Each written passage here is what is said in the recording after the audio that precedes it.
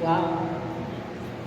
Many years I have to tell you about, but I can tell you how I started. And I started when I was in high school. You know, very much, I come from a country in Latin America, so how many of you come from Latin America or have Latino origin?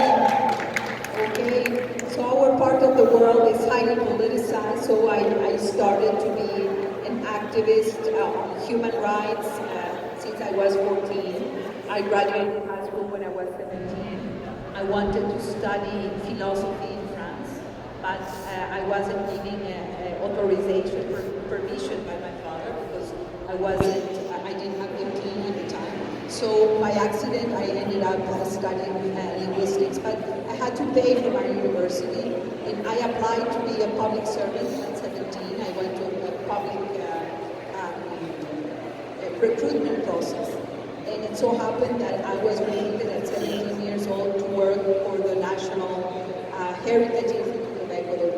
And so it was to pay for my studies, but at the same time, I started very early to be engaged with environmental issues, with pollution issues in my city, Quito, which continues to be a problem that we still face.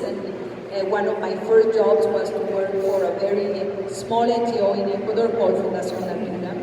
And I immediately went to work for the Amazon, the Ecuadorian Amazon, and I worked and lived in the Ecuadorian Amazon for 5 years. I did Amazonian studies. It's a very strange degree, but a master's program in Amazonian studies, and I wish I was closer to the Amazon right now when it's needed the most. And my career continued, always tilted with a strong commitment to the Sustainable Development Agenda. I was a young activist in Rio 92. I organized the participation of young activists in civil society for Rio in 92. And then I was in Rio plus 10 in Johannesburg, Rio plus 20 in Rio again. And when I was 20 years later in Rio, I was the Natural and Cultural Heritage Minister of my country, very proudly. And well, it continued like that. Then Minister of Foreign Affairs, Minister of Defense, which was very unusual to have a female Minister of Defense. And an ambassador, the first female ambassador to New York, first female ambassador in Geneva.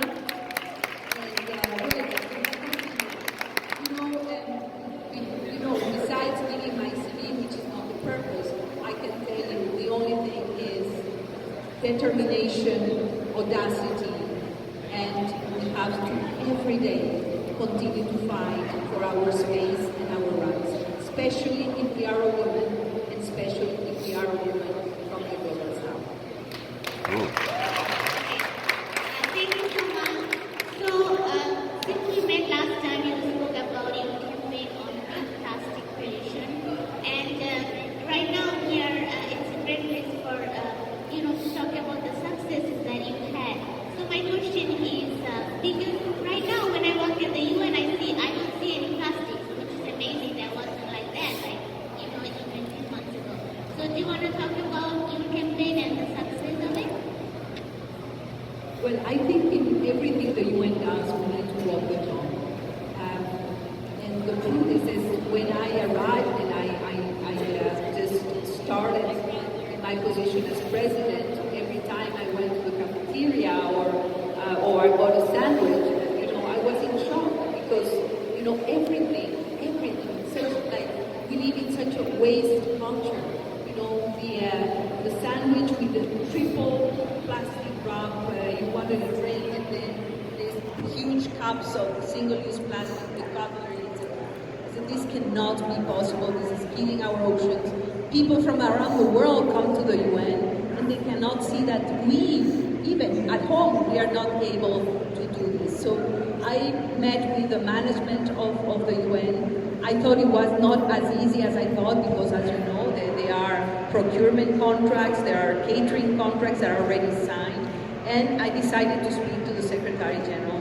And I said, Mr. Secretary General, let's join forces on this. I mean, it's embarrassing. And he said, 100% President, let's join forces.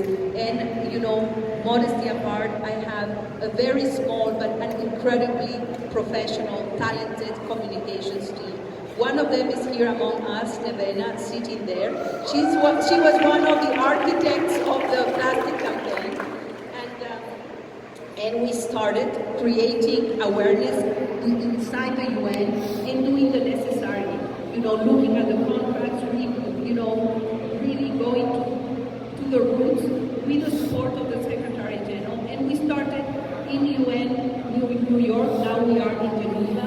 I'm just coming back from Vienna, it's almost there, and Nairobi, etc., etc. It so happens that for the end of this year, the UN and every single venue of the UN are going to be plastic-free venues. But this is really important. One would have thought that we have, you know, that this was something that we did already several years ago, but we haven't. This is happening now.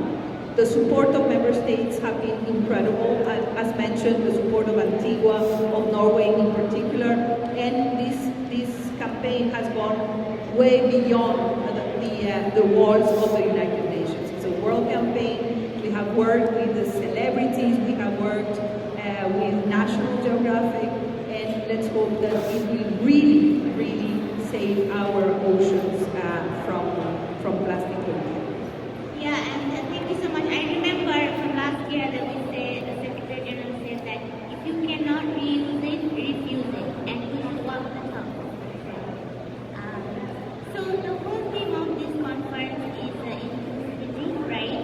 So you are the first president of the General Assembly who included youth in all your meetings, in decision-making.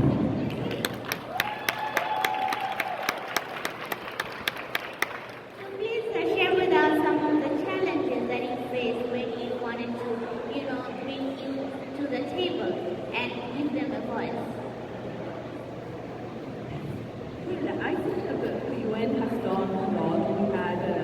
We have an incredibly powerful envoy of youth. I don't know, I'm sure you all know Jahatma Wickramanayake. Unfortunately, she cannot be among us today, but she's done an incredible job. Not only now that the UN has a youth strategy 2030 that was inspired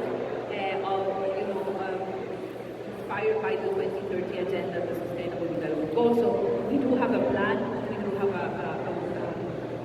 roadmap. But basically, when you preside over this Parliament of Humanity, and you have mandates to organize all these ministerial events, all these kind of state-level events, where all the scientists, the specialists, the number ones come to the table. You know, and to say, and every time I say, well, we need young people, we need to listen to them. And basically what I heard over and over again, sure, let's invite them. I mean, they can be present, they can be invited, very good. And there are several groupings, as you know. There is the Youngo, the young youth organizations working on climate change, and here and there, etc., etc. So you are very well organized. I think that the shift, the structural, but also the political shift was to say, yeah, but I don't want them to be invited. Of course they're invited, of course they can sit in meetings, but I want them at the table. I want them sitting with heads of state or government. I want them to sit at the round tables with ministers to discuss critical issues, to discuss issues of climate change, but of poverty, of inequality, of middle-income countries and the challenges we face. We want young people to discuss about violence against women. We want to see, you know, and hear the voices of young people that are part of peace processes. And I put a lot of weight on the role of young people in peace and security. Because usually, and unfortunately, you know, sometimes young people are seen as a challenge, as a problem to be addressed. And you are not the problem, you are the solution. So I've worked very, very hard to make sure that more young people get involved and engaged in peace process and mediation. And they are architects of peacemaking and the building of peaceful societies. this has been one of the critical issues that I've been working on. But I would say breaking the mold on the places where young people have to sit. You have to sit at the main table, and your voice has to interact with the voice of your leaders. And I think that we're prepared to do that. And we depend on you. So basically, from the very first day, I said no to the tokenistic participation of young people. You have a critical role to play in solutions, innovation, in the way we look at people, a special lens that we have to look at the world from. Thank you. And you have achieved so much for youth and women at the UN. And I wanted to ask you, what are some of the major barriers that in our wider society now, and also at the UN, that women and youth face when they are trying to reach higher grounds? I think it's a little bit of a combination of issues. One is stereotypes. And that stereotypes that sometimes are very old, thousands of years, hundreds of years. The number two is sometimes the very institutional designs, the way our own institutions are designed to limit participation in general. And number three, I would say that it has to do with taking issues as they are natural. For example, when I haven't sat during this entire year in a panel that doesn't have gender parity. I have sat in panels only with women, yes I have, because for a long time we haven't had that opportunity. But I haven't sat in one panel or event that doesn't have gender parity. And I think that we have to make the case here. It doesn't come natural, that's what I want to say. We have to make the case. We have to advocate.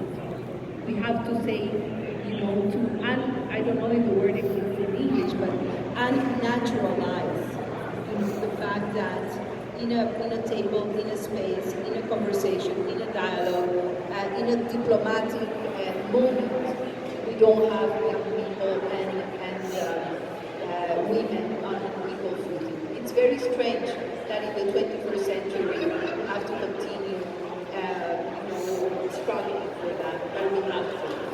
Out of the 193 member states, we have 19 female heads of state and government, 10%, when we are 50% of the world's population. So we still have to work. To be the fourth woman in 73 years is not good enough. It's really not good enough. Secretary General Guterres has been, very committed feminist, and he has walked the talk. All the high management of the UN has 100% parity, 50-50, and we owe that to him as well. So it's not about only women working for women, young people advocating for young people. It is a whole of society call for equality